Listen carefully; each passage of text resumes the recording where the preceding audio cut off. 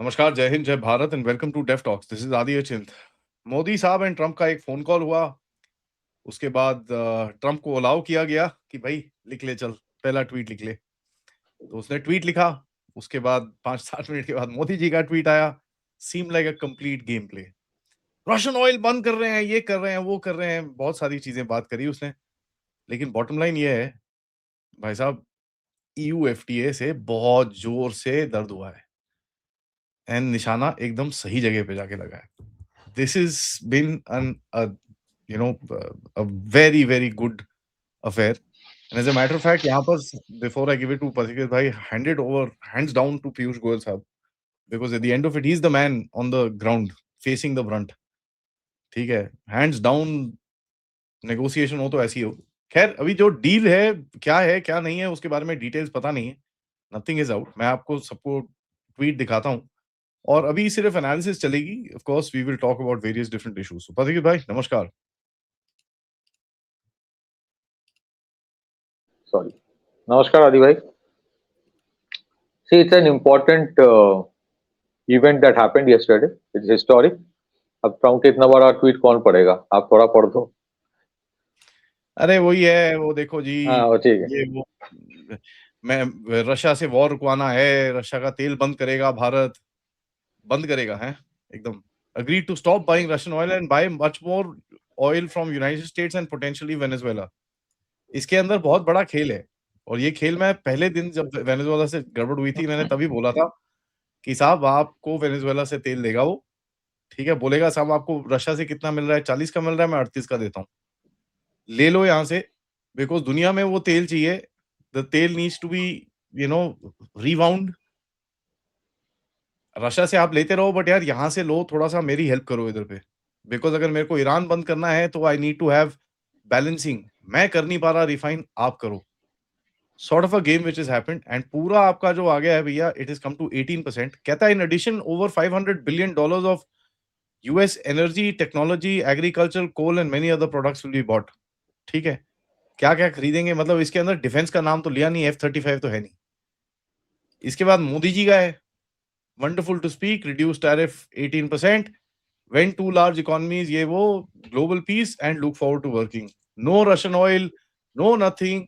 सबसे बेस्ट है made in India products will now have a reduced tariff of 18%। तो यहाँ पर भी मेक इन इंडिया चेप दिया। ठीक है, तो यूएस से क्या खरीदना है वरीदना है, कुछ नहीं।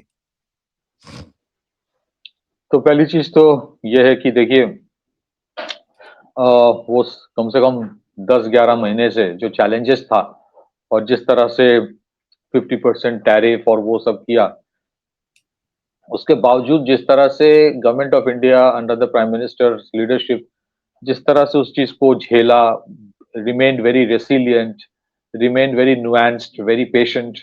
कोई फालतू की बकवास नहीं, कोई लूज टॉक नहीं, लूज कमेंट नहीं। दे वर वेरी मेजर्ड और धीरे धीरे अपना जो एक्सपोर्ट बास्केट जो यूएस में थोड़ा बहुत डिपेंडेंट, थोड़ा बहुत था, ज्यादा नहीं, पर उसको भी डाइवर्सिफाई किया towards around 40 other countries. And at the same time पहले यूनाइटेड किंगडम के साथ डील पहले ही हो गया था, फ्री ट्रेड एग्रीमेंट। उसके पहले ऑस्ट्रेलिया के साथ हुआ, यूएई के साथ हुआ। फिर ये जो टैरिफ वाला इशू जब शुरू हुआ, उसके बाद यूरोपियन फ्री ट्रेड एसोसिएशन जो है, वो नॉर्वे और स्कैंडिनेवियन जगह जगह का है, बाल्टिक स्टेट्स और स्कैंडिनेविया। तो यूरोपियन यूनियन के साथ एक डील होता है and in fact somewhere I think United States को लगा कि we are getting left out. तो ये जो डील है, सी कोई भी डील विद यूनाइटेड स्टेट्स में ये नहीं बोलूंगा कि नहीं नहीं होता तो भी चलता। चल रहा था, फ्लरिश तो कर रहा था इंडिया, बट अगर होता है it's important, it is a very important trade partner. लेकिन एक चीज कहना है, इस डील की जरूरत इंडिया से ज्यादा यूएस को था, because they somewhere felt they were left out. और सो आई थिंक एक चीज रियलाइज करना चाहिए कि अभी जो निटी ग्रिटीज है that will be brought out, but the fact that under the leadership of Prime Minister Modi, जिस तरह से मिस्टर पीयूष गोयल ने नेगोशिएट किया और वो जो रेड लाइंस इंडिया ने ड्रॉ करके रखा था, उस रेड लाइन के ऊपर इट इज प्रीटी क्लियर वो कोई कॉम्प्रोमाइज नहीं हुआ है। क्या क्या रेड लाइंस है? नंबर 1, वो poultry, fishery, agriculture, dairy, that will not be opened up. Genetically modified foods नहीं आएगा। अगर बहुत हाई प्रीमियम जो अप मार्केट रिटेल मार्केट में कोई हाई प्रीमियम प्रोडक्ट्स कुछ आता है तो उसका नेग्लिजिबल इम्पैक्ट होता है। हो सकता है कि कुछ थोड़ा बहुत जो आमंड्स होते हैं या पिस्ताशियो होते हैं, that might get procured to a certain extent, but that does not have an impact on India agriculture overall and food security. Food security वाला जो इशू है उसके ऊपर उसका इम्पैक्ट नहीं आता है। एंड सेकेंडली, ये जो $500 बिलियन का जो बोला जा रहा है ट्रम्प की तरफ से, $500 billion, I am sure it will be over a period of 5 to 7 years। कोई एक साल में $500 बिलियन नहीं लेने वाला है। थर्ड, ये जो एक यूए अच्छा, एक और भी चीज हुआ जिसके वजह से this trade deal was very important. European union की तरफ से वो जो ट्रेड डील यूएस के साथ हो रहा था उसको इन लोगों ने विथहेल्ड कर दिया था because of the Greenland issue. क्योंकि यूरोपियन यूनियन ने यूएस के साथ ट्रेड डील विथहेल्ड करके, सस्पेंड करके इंडिया के साथ किया, invariably that had an impact. Invariably बहुत बड़ा इम्पैक्ट है।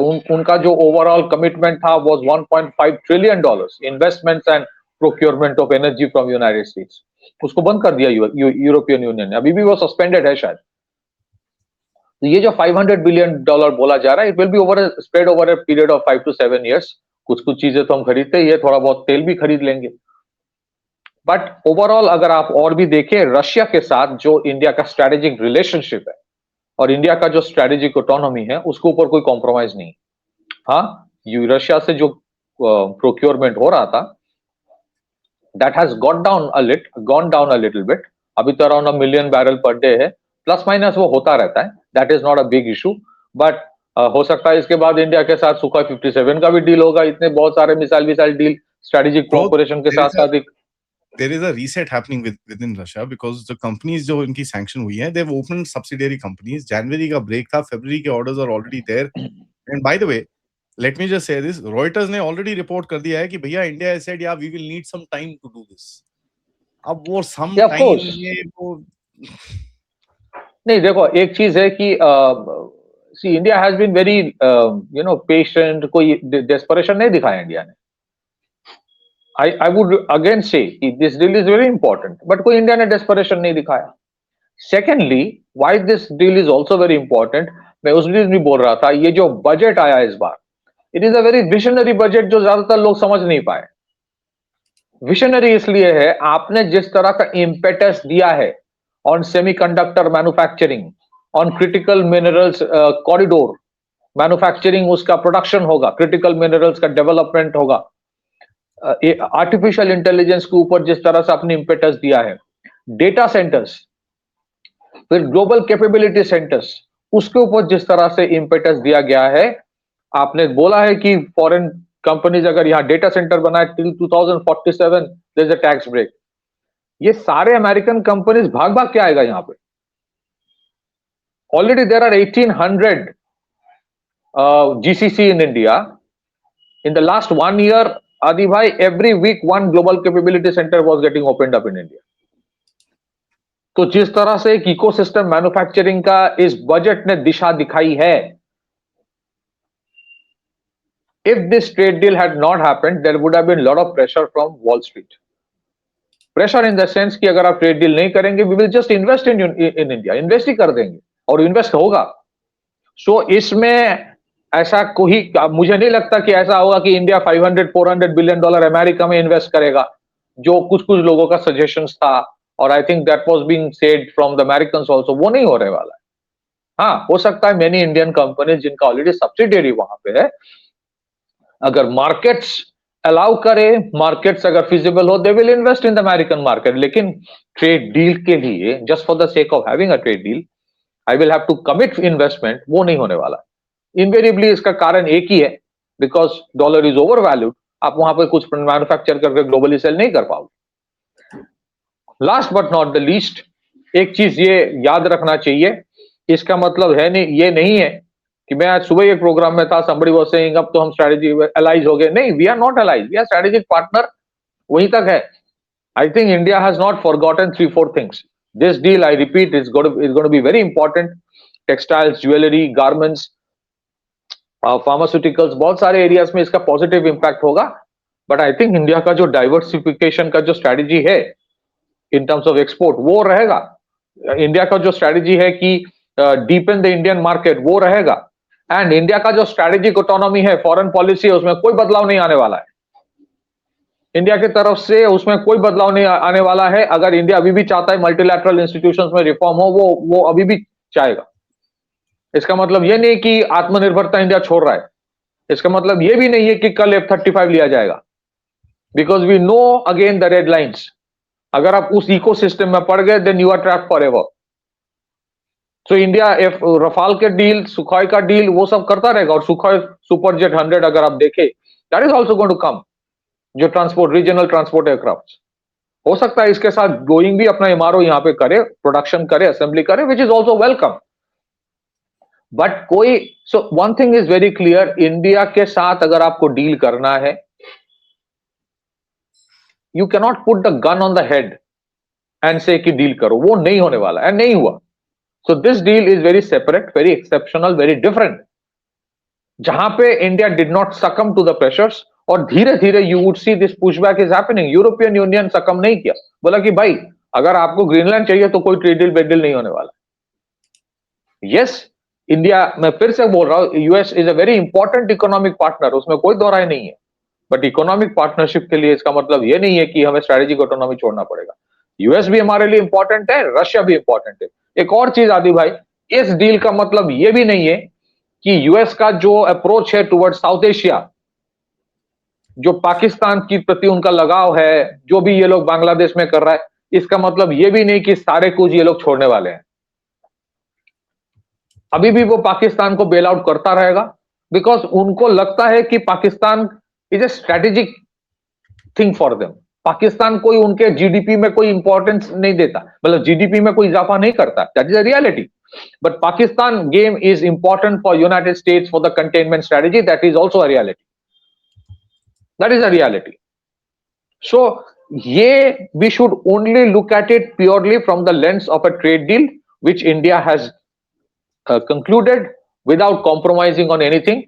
इसका मतलब ये नहीं है कि कल हम स्ट्रेटेजिकली अलाइंड हो गए, वी एग्री ऑन एवरीथिंग. अभी भी India does not agree to what happened in Venezuela. हाँ, उतना खुल के नहीं बोलेगा, बट व्हेन इंडिया सेड कि we are concerned, that means a lot. इसका मतलब ये भी है कि lot of things are going to happen in middle East. वो जो आर्म्स एल्बो को करने के लिए जो space US was looking for, I think that's this trade deal और Venezuelan oil being refined in India, that gives them that leeway to do something in middle east. ये होने वाला है. अब मिडिल ईस्ट में एक रीसेट होगा. Now it's not a question of whether India likes और dislikes. somewhere some things are necessary, तो वो रिसेट होगा मिडिल ईस्ट में. एंड सर्टेन थिंग्स, आदि भाई, इंडिया को इतना भी पता है, not everything we can decide and control. हमारे कंट्रोल में जो है, we have done that in terms of having the trade deal in our terms and conditions.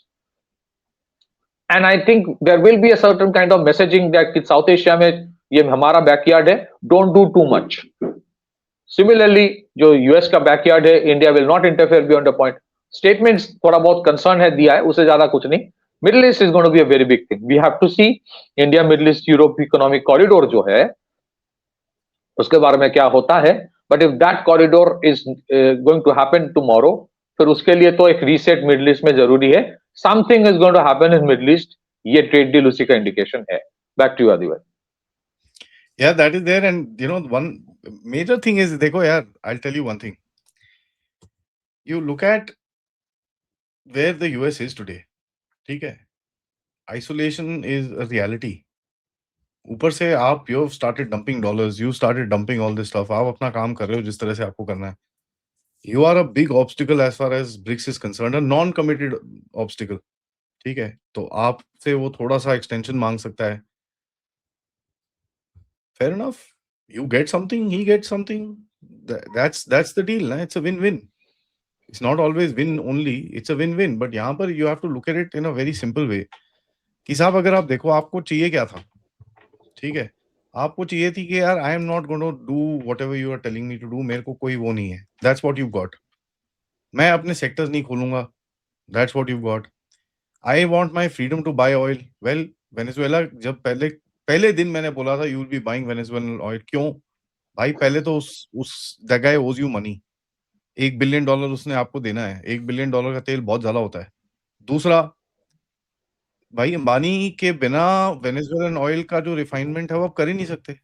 Globe में इतनी कैपेसिटी नहीं है, अमेरिका के पास है थोड़ी बहुत capacity, we have the capacity, you can't do it, right? Ambani has that facility in Jamnagar. Now उसको चाहिए होगा ना, if he wants to offset the this thing, he needs you, so when he needs you then you strike a deal, that's the game. तो दो चीजें हैं, you are right. When it comes to BRICS, जैसे मैंने कहा कि India के strategic economy में कोई इम्पैक्ट नहीं है इसका। जो ब्रिक्स का कार्यक्रम इस बार इंडिया में होगा, जो BRICS secretariat, BRICS event will be in India. इस बार की जो प्रेसिडेंसी है ब्रिक्स की, वो इंडिया के पास है। 2026 ब्रिक्स, आई थिंक अक्टूबर और नवंबर में इंडिया ने होने वाला है, and it's going to be a big one. I think some important decisions might also be taken. Currency के ऊपर होगा या फिर linkage of the central bank digital currency, कुछ भी हो, some things are going to happen. Secondly, yes, जो Venezuelan crude oil है, that's a heavy crude, so that requires a certain kind of specified refining capacity जो India के कुछ refinery organisations के पास है।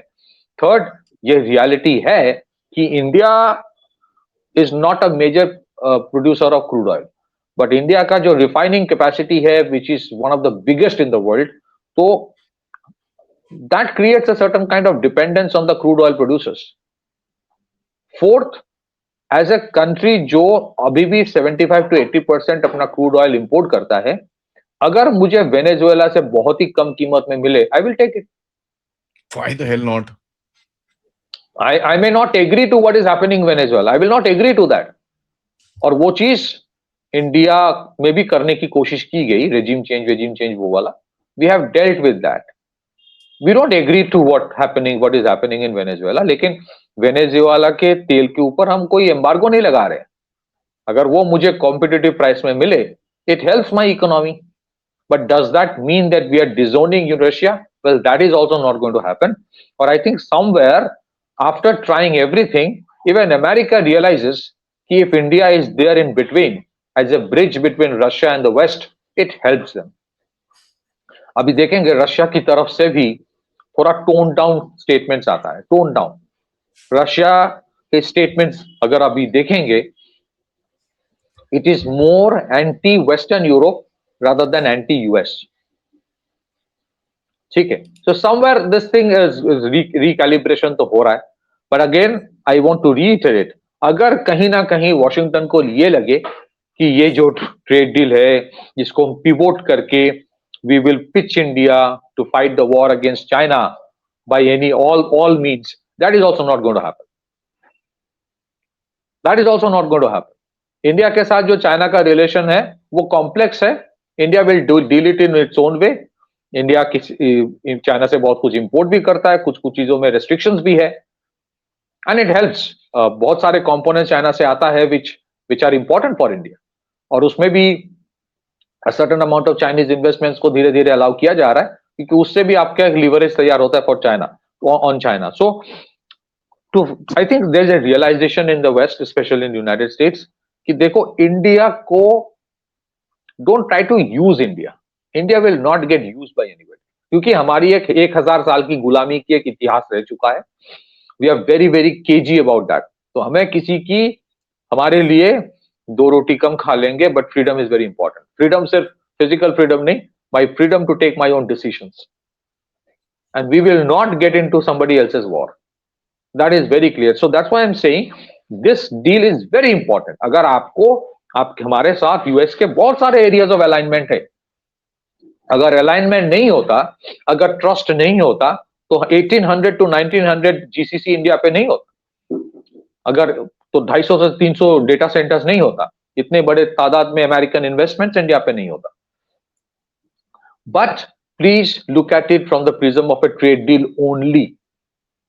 इसके मतलब ये नहीं है कि हम स्ट्रेटेजिकली अलाइंड हो गए कल। हाँ, मिलिट्री एक्सरसाइज अलग चीज होता है, but it doesn't mean tomorrow we are on the same side and we are fighting against somebody else. वो नहीं होने वाला है. Your adversaries and my adversaries are very different. And at the same time, my last comment before I hand over, do not presume कि America का जो Pakistan policy है या बांग्लादेश पॉलिसी में है उसमें बहुत ज्यादा चेंज आने वाला है. हाँ, थोड़ा बहुत प्रेशर में आ जाएगा बोलो, but I think that containment strategy that they have is still very much alive. So there are duality of US approach on everything. State Department कुछ करता है, Department of Defense कुछ और करता है, Trade Department कुछ और करता है. That thing we have to deal with. That is what diplomacy is all about. So a lot of respect for Prime Minister Modi, Jaishankar ji, and invariably, last but not the least, a very important person, Mr. Piyush Goyal ji, the way he has negotiated the whole thing. Finer points आना जरूरी है. We have to wait for that. But the red lines remains as they were, and I think US ने उस red line को मान लिया है, which means agriculture, almost 95% of the agriculture, not 100%, 5% इधर उधर थोड़ा बहुत लिया जाएगा. 95% of the agriculture, poultry, dairy, fisheries will not be opened up. Strategic autonomy will not be compromised with. Yes. Otherwise, we will have good trade with United States also.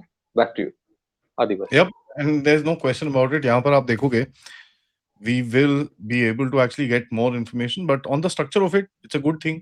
ठीक है, fair enough.